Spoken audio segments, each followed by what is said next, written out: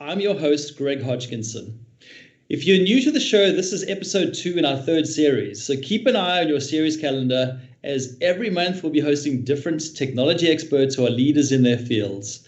They'll share their passion and what they see being the future of hot technologies in data, AI, cloud, and so much more. Your voice is an important part of the show, so submit your questions at any time in the live chat, either just to the right or below the video feed, and don't forget to stick around towards the end for the Q&A. All right, so let's meet our guests. Firstly, we have Dan, who is CEO at PainScript, an exciting telehealth startup where he has demonstrated his passion for improving patient treatment for substance abuse. And next we have Rajiv, who's our engineering lead for digital products at Prolifics, where Rajiv, I hope you don't mind me sharing that you have a very well-respected you are very well respected for your strong track record of successful delivery. So a very warm welcome to the Innovation Sandbox to the two of you. Thank you, Greg. Look forward to being here. Thank you, Greg. Great to be here. Excellent, gents. Well, yeah, great having you, both of you, in the Sandbox today with us. So firstly, Dan, I'm going to start with you. I know you've got a very exciting story to tell about PainScript and the work that we've done with you in starting up a brand new company. But before we get there, can you tell us a little bit about your background and how it ended up bringing you to PainScript? I'm sure that's a little question that could have a big answer, but maybe if you could just give us a bit of that background. Well, thank you, Greg, and I appreciate being here with you this morning. Like a lot of folks, my career took a curveball. My formal training is in foreign policy. I'm an expert on the Middle East, and I spent a large amount of time in Washington, D.C. focusing on the Arab-Israeli conflict, and well known in Congress for doing that work. But around 25 years ago, as I left parts of foreign policy, I started to focus on crisis management. And about half my book of business was healthcare companies. So it became a symbol that healthcare for the last 25 years has been in crisis. And my focus started to go into two areas in drug development and device development, medical devices. That drug development focused primarily on opioids, making tamper-resistant abuse deterrence products, and I've played a role in 11 of the 14 FDA-approved products for that category, as well as medical devices for bariatrics and aesthetic medicine. Both of those pathways figured into how I ended up at PainScript today. I failed at retirement after approving a drug in 2018. My pickleball game got in great shape. My handicap dropped, but after 6 months, I was bored. And an opportunity came along to join PainScript. That was a very early stage startup, really very little more than an idea. And that got me to the point where we're at today. And having worked with you over the last, year and a bit, I can't imagine you sitting on the couch enjoying your retirement, or even just sitting on the golf course. I mean, you've got a lot more to contribute in this space, and it's been great working with you on the solution. So, if you could maybe, our audience is obviously going to be new to PainScript. Can you tell us, in short, what the mission is of PainScript, and what is the difference that PainScript seeks to make in the world?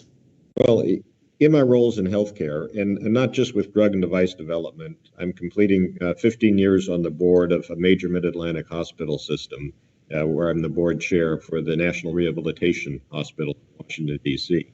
And one of the things that I've learned over that period of time is the challenge for treatment of chronic patients. Chronic patients, as opposed to acute, means that you've got a long-term disability that you're going to be treated for the rest of your life.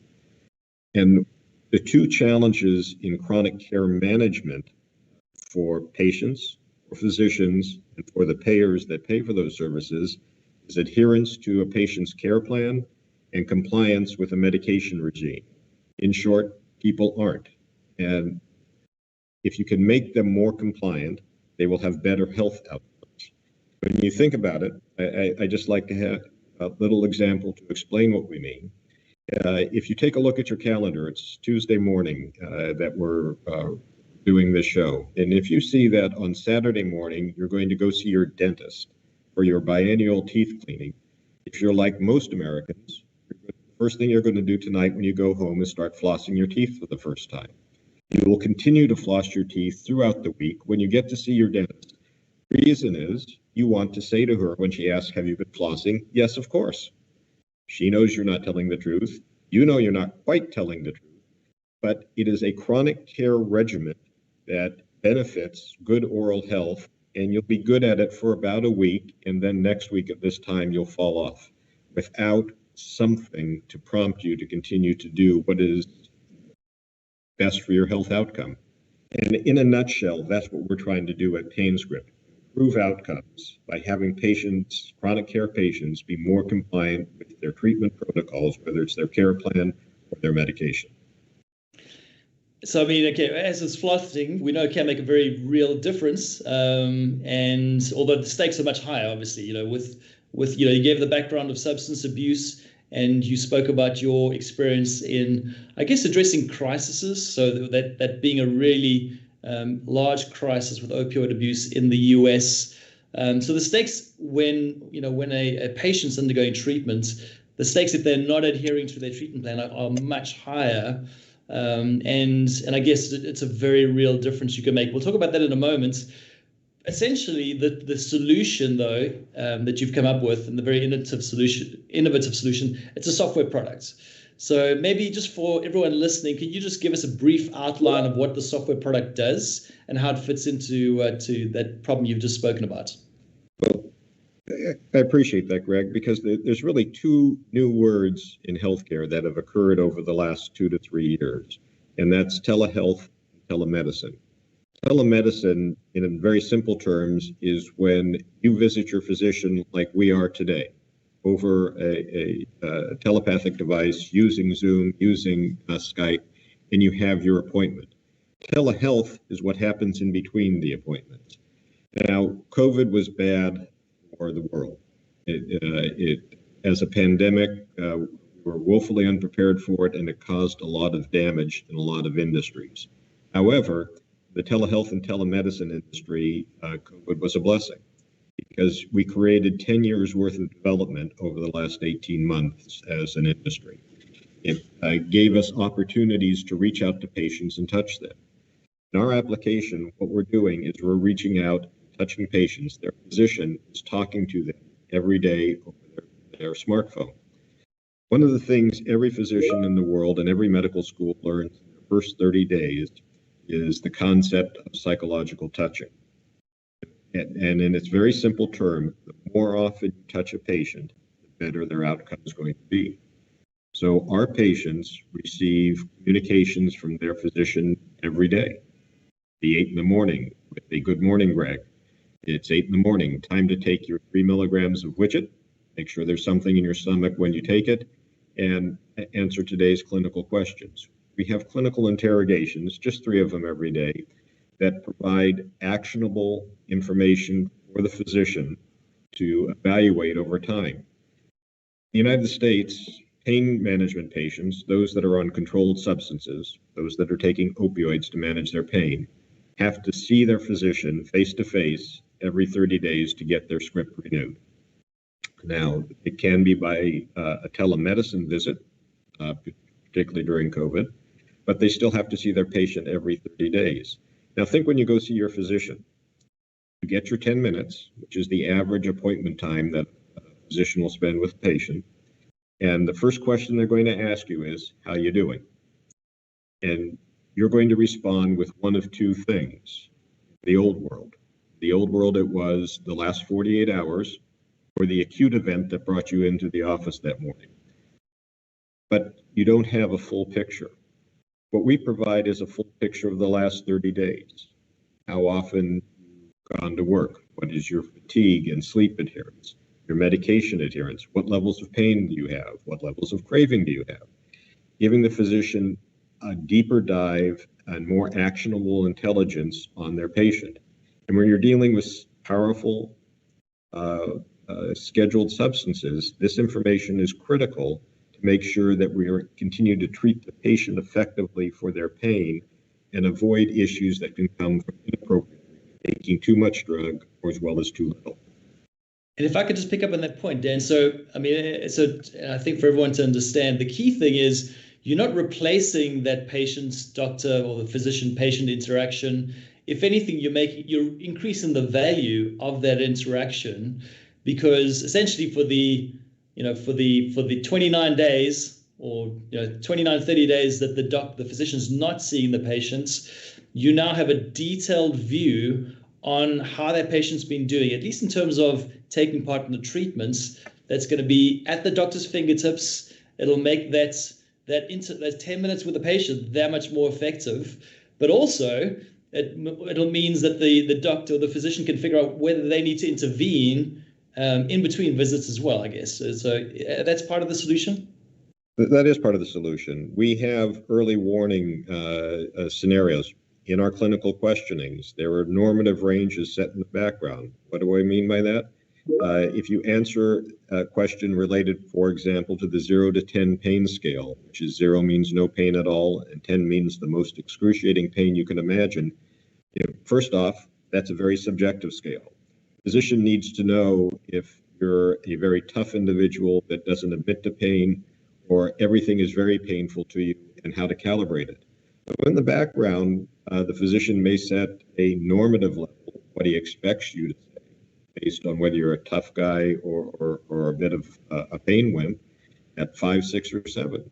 And when you answer the question, if you're someone that is very tough and never admits to pain, and the normative range is a 5, and you go down to 6, that's going to get the physician's interest. Why is Greg in so much pain? On the other hand, if Greg's a bit of a pain wimp, we may put in the background a 7. So when you write down 6, that just means it's Tuesday. It's normative. It's what we expect. And being able to get early warnings through our application when an acute event is beginning to occur not only provides better patient care, but it also saves the healthcare system money, because we know when a patient needs to be intervened in between appointments. We have had numerous anecdotal evidence in our substance use disorder patients, as well as our pain management patients, the physician seeing something that is quite disturbing, that was 2 to 3 weeks in advance of their next scheduled appointment, and the practice has reached out and intervened at a very early stage, which has prevented the patient from having a bad outcome, and it prevents the healthcare system from having. Now, so I want to bring Rajiv in a moment, because it sounds like this is a very different kind of app that you've built. I mean, we're not talking a social media app. We're not talking any other number of other kinds of apps that folks will have on their phone. This app has very specific needs and needs to engage with patients in a very certain way. So I want to pick up Rajiv's thoughts on how we've approached that in a second. But just picking up on what you just said, Dan, again, for those patients, they get 10 minutes with a doctor. They may struggle sometimes, given the treatment that they're under, to put into words how they felt throughout that month. I mean, it's, how do you catch up on a whole month with a behavior where they're going to be most focused on, the day before they get in or the week before they get in. But really, this is a huge amount of additional data for the physician as the patient, or before the patient even arrives. But when that patient's in there for that 10 minutes, the amount of value that the physician can get out of that seems to be massively increased. I agree with that, Greg, and that's the approach. And perhaps the more important thing to say, this is a physician app, not a patient app. It's the physician communicating to the patient. We don't have patients as customers. We have physicians as customers. So you're talking to your doctor every day. Not only do you get the reminder to take medication if you have a medication program, not only do you have the 3 clinical questions that our clinical trials suggested was the optimum number for engagement, there's also always a 4th category, which is a free data box. So the patient can tell the physician anything that is relevant to it. I've run out of drugs and I need a refill. I've got a new pain that's radiating across my shoulder. Something is sharp as opposed to dull. I'm going on vacation in 2 weeks, and what do I need to be aware of?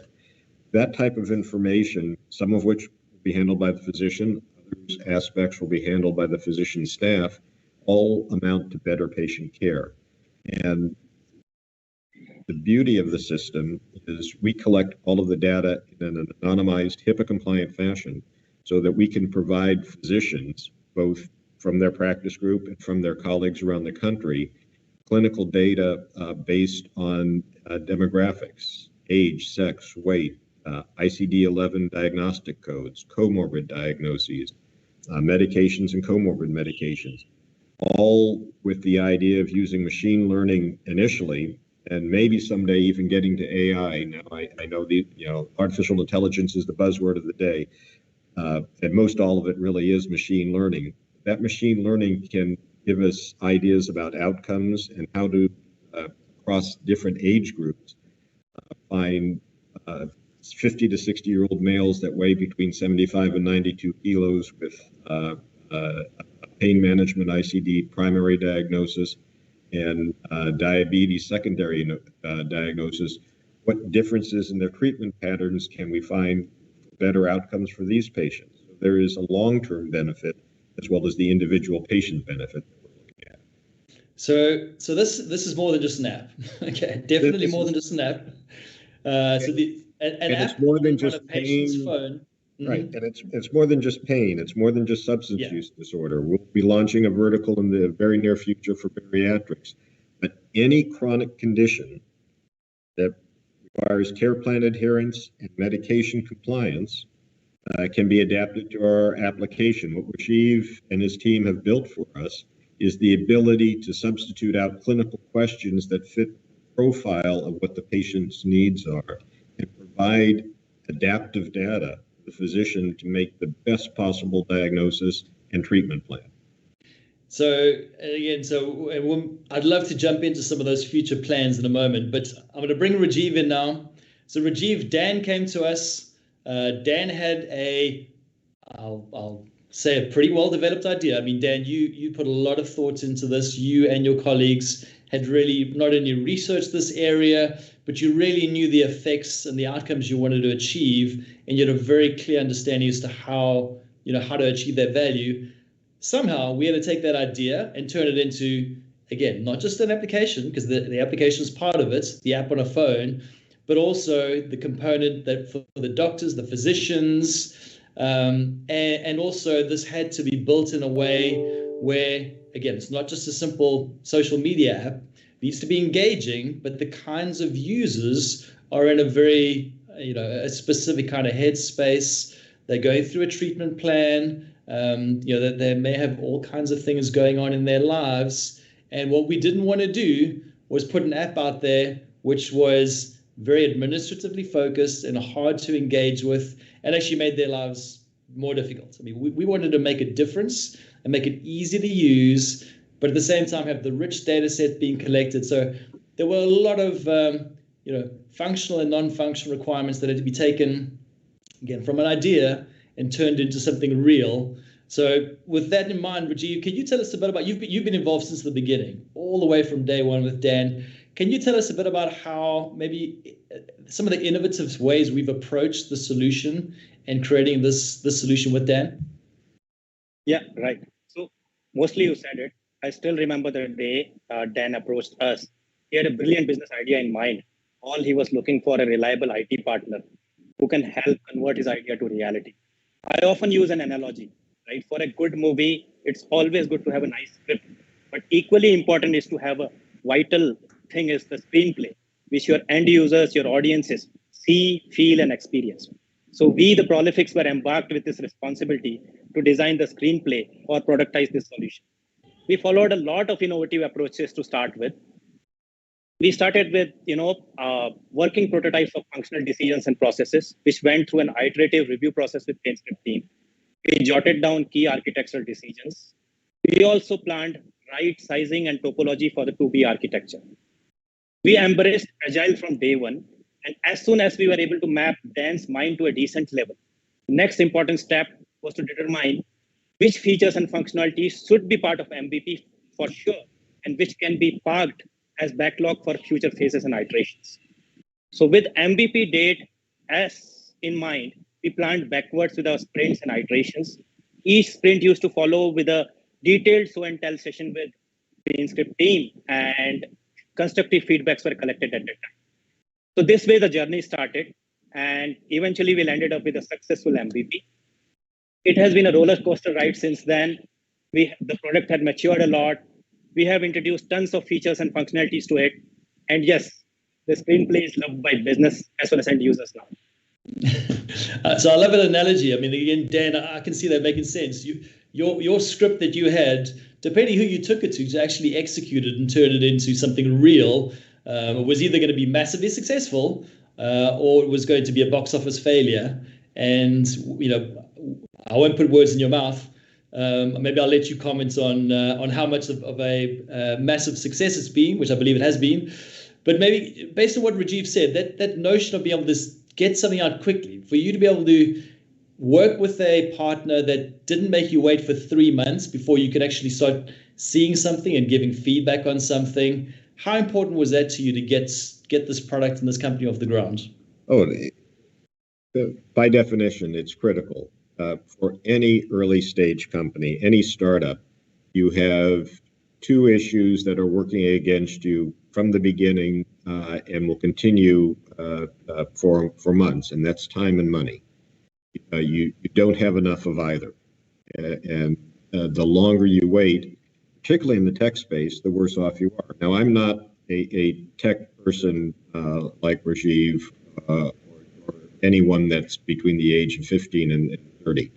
I come to it late in life and work to try and modify it. But there's some things that I know. I know financial markets, and I know the state of where companies go through. So when Rajiv and I first met, we had an idea.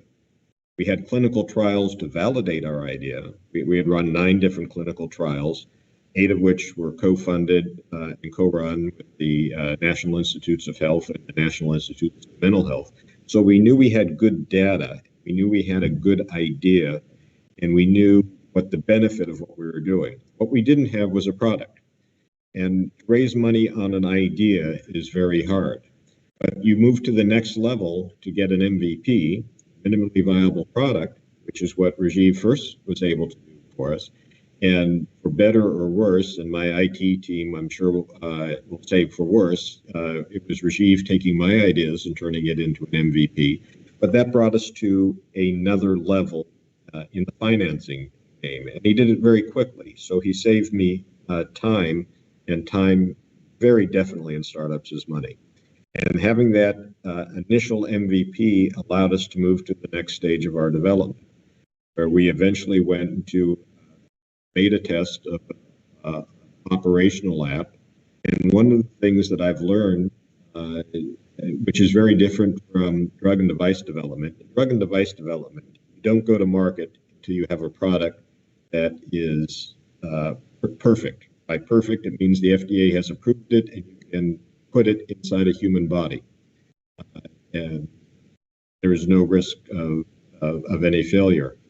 In software, it's entirely different. As soon as you have something that is viable, you have to go to market because it's your customers are going to tell you how to improvise and improve. And while we started with a launch in less than a year, about 11 months from when Rajiv and I met, we had a product that took us down the right path. But that product last September is very different from the product that we have today. Conceptually, it's still the same. But we've continually improved based on customer feedback, based on user experience, based on ease of use, based on what our patients want. The patients aren't technically our customer, they still are critical, because if the app doesn't work for them, if they have to spend more than 15 or 20 seconds every day interacting with it, they're going to start to drop off.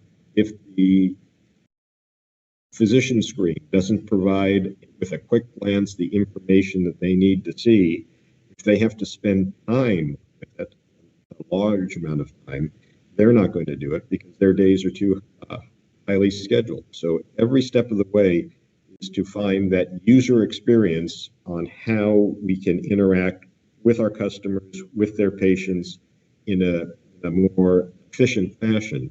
And the tech team continually drills down on that. We say, this is the problem, and they come up with a solution in 2-week spurts.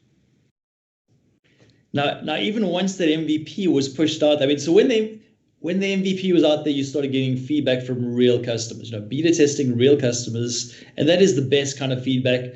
But actually, even early on throughout that MVP development, and even within the first month or so, you went from having an idea to actually having some software that was working, that was starting to implement parts of that idea, and you could give feedback on immediately. So I'm guessing even then, throughout those initial months, the product changed a lot because you were able to firstly figure out what worked and what didn't work, and fine-tune the things that didn't work as well, but also where to really focus the functionality to get the most benefit.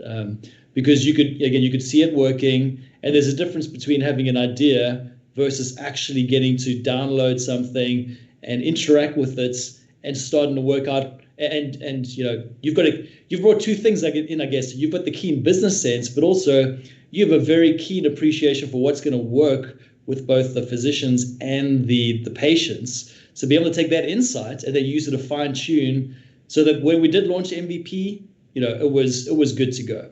You definitely get feedback and improve, but it was minimally viable. Yeah. By the same token, though, you're very kind in the sense of saying that we know. Well, we actually didn't know. We had ideas.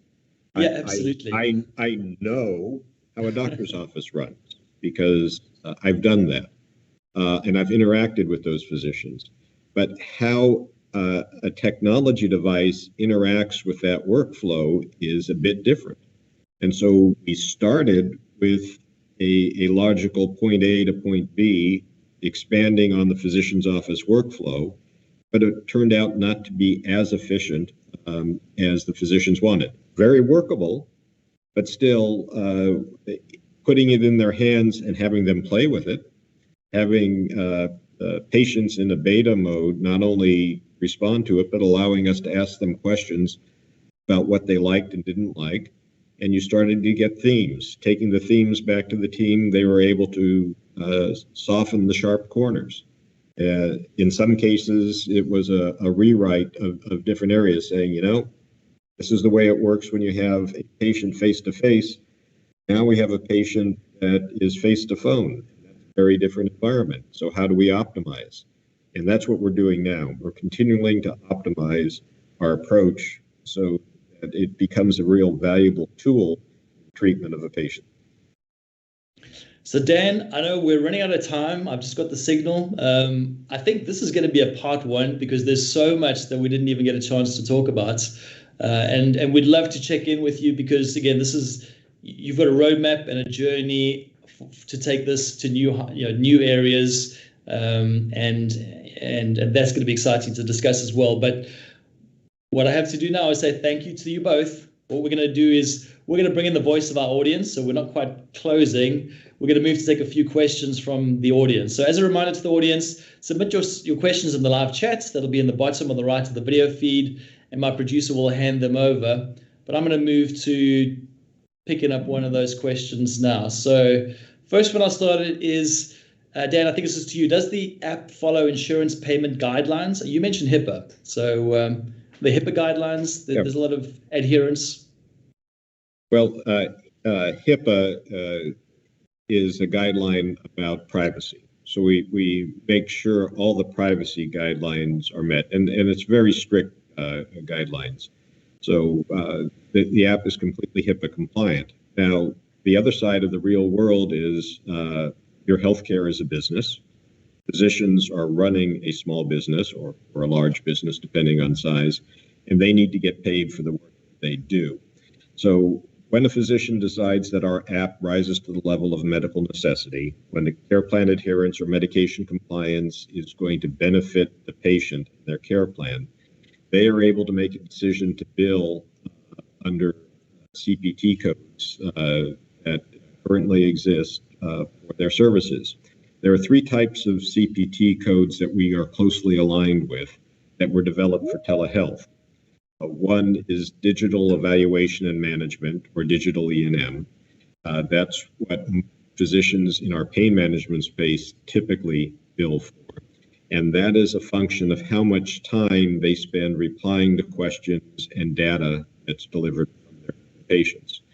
And there's different levels of payment for that. For our bariatric launch, for patients with morbid obesity, whether they're under a bariatric surgeon or under a bariatric physician, they will probably use a set of Cpt codes called remote patient monitoring. In this case, our application allows for a Bluetooth-enabled, FDA-approved device to independently collect data from the patient, as well as time in evaluation and management of the patient. So, for example, you could imagine that one patient, a physician may want a scale to report their weight. For another, a glucose monitor as a substitute for movement. Those types of information are available on the app. Lastly, there's a third set of Cpt codes we're also closely aligned with that are called remote therapeutic monitoring. In this case, the patient is able to self-report data, and this goes to professionals that are licensed who are not allowed to bill for digital evaluation and management codes. In all three cases, the Centers for Medicare and Medicaid Services, CMS, has tried to provide a pathway for telehealth applications as a mechanism to improve care and save the system money. These codes are well funded. Both Medicare and most commercial payers and several Medicaid jurisdictions are all providing reimbursement for these services. And again, where we started is where we end, is that COVID created a lot of opportunities for people to rethink the delivery of healthcare in a more efficient fashion that leads to better outcomes. And the PainScript application is part of that journey. And you know, the more we talk about it, and every time we talk about it, I get a more of an appreciation for really what you all are doing. I mean, when you say improving efficiency, that's a massive understatement. I mean, given the story you told us about earlier, which is you see your doctor once a month, and you've kind of got to cram all of this discussion into that 10 minutes, and there's very little interaction apart from that. I mean, the amount of improvement in efficiency is massive. But the other thing I took from your answer there is, again, reminding me that this is not an app. It is an app. There's an app that's part of it, but it's really a service the doctor is providing that he wasn't able to provide, they weren't able to provide previously. It's a new kind of service that they're able to provide, massively more efficient than what had come before. But you know, that's the real difference here. It's a whole new way of them looking after their patients, being able to be much more productive, and have a better quality of interaction service that they can add to their patients. And if you'll allow me just 30 seconds to tell a brief story, I think it illustrates it very well. And this occurred during the beta test of the device. So we didn't rotate questions at that point. We were just trying to develop user experience, and we had a standard set of questions. In this case, one of the questions was the 0 to 10 craving scale, how much of a craving that you're having for a substance use disorder patient. And a patient was put on the beta test, and for the first 4 days of the week, his craving numbers were a 1 or a 2 on the 0 to 10 scale, meaning low level of craving. Everything was fine. On the last day of the week, his craving scale went up to a 9. It alarmed the staff. They called his caregiver. Now, this patient had been 7 years sober. Apparently, his best friend had been in an auto accident. He was in the background screaming that he was going to go out and get blasted. He was very distraught. The psychiatrist was brought in on the phone, was able to talk him down. They had an appointment the next morning. The patient's best friend fortunately didn't die in the accident. That helped.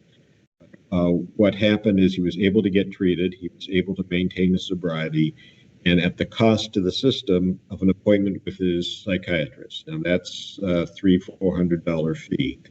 Had that intervention not happened, the next time the patient was scheduled to see his psychiatrist for his regular session was 3.5 weeks in the future. Had there not been the early warning, the patient quite likely would have gone out and broken sobriety that night, gone out, in his words, and gotten blasted. Could have ended up in one of the emergency rooms in my hospital system and had to spend a day or two there, which would have been a $20,000 or $25,000 bill to the healthcare system. All of that because of intervention and early warning, the ability to change an outcome is what we pride ourselves on. Not every example is that dramatic, but it happening in the early days of the testing period was remarkable. It is, and you just scratched the surface again from what your answer to that question. The other thing I took out of that was, and again, this is a new service that doctors are offering, and this is different to, I mean, on my phone, I've got apps that can track when I go to gym, how I do in the gym. There's all kinds of data that is collected, but this is more than that. This is coupling that data collection along with the interaction with a doctor. So it's a very, very specific end-to-end service. Again, it's weaving in the software part with the service the doctor's offering, and it's something different to what they've been able to offer in the past. And we're going to, and it's bringing those, And it's still keeping you directly involved with your physician. This is not sharing data with the rest of the world. This is just you and your doctor. Yeah. You're sharing with her what your healthcare situation is, which is what you want in the first place. Yeah. Well, we definitely need a part 2 on this. What I'm going to do now, though, is say that that's unfortunately all the time we have for this week. So to my guests, Dan, Rajiv. Dan, loved the story. Rajiv, I almost feel we didn't get enough time with you to tell yours, but I loved the bit that you were able to share with us. And I'm very glad that we're jointly having the opportunity to improve the lives of patients out there, of substance abuse patients in this case. And you gave us a sneak peek there, Dan. There's going to be other kinds of patients and other services in future. So very much excited about the more good that we can do as new doctors and patients come on board with PainScript. So I will turn to my audience and say thank you very much for joining us. It's great having you in the Sandbox again with us. Keep an eye on our Innovation Sandbox calendar for the next episode in our series. Until then, keep well, keep innovating, and we'll see you all next time. Thank you.